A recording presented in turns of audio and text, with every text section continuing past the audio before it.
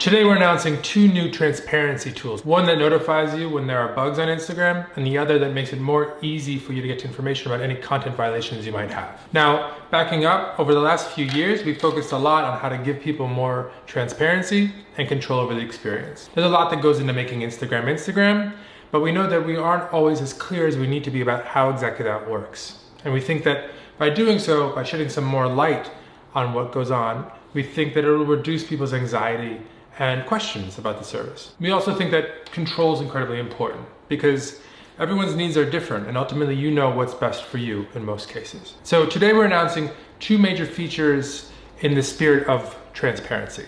The first is notifying people when we have an outage or a bug.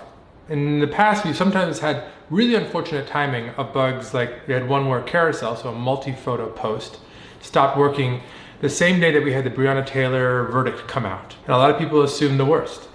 So what we're gonna experiment with, testing first in the US, is notifying people when things like that happen so they can understand exactly why they might not be having the experience they expect on Instagram. We're also launching something we're calling account status. So this is taking some data that you already have access to, specifically any content violations you have, so any content, any photos or videos that you've posted have been taken down, and elevating it so that you can get to it really easily and find out exactly how many violations you have and what the reasons were. Now you might disagree, but that's okay, but we think it's important that you have access to that information so that you can appeal, or so that you can know that if you're getting closer to having your account suspended, because we will suspend accounts if you have enough content violations. To get to account status, you just go to profile, then to settings, and then it'll be right there. And we're gonna add more context here over time so you've got more information about what exactly the status of your account is. These are just two steps on a longer path to try and be more transparent, and there's more to come.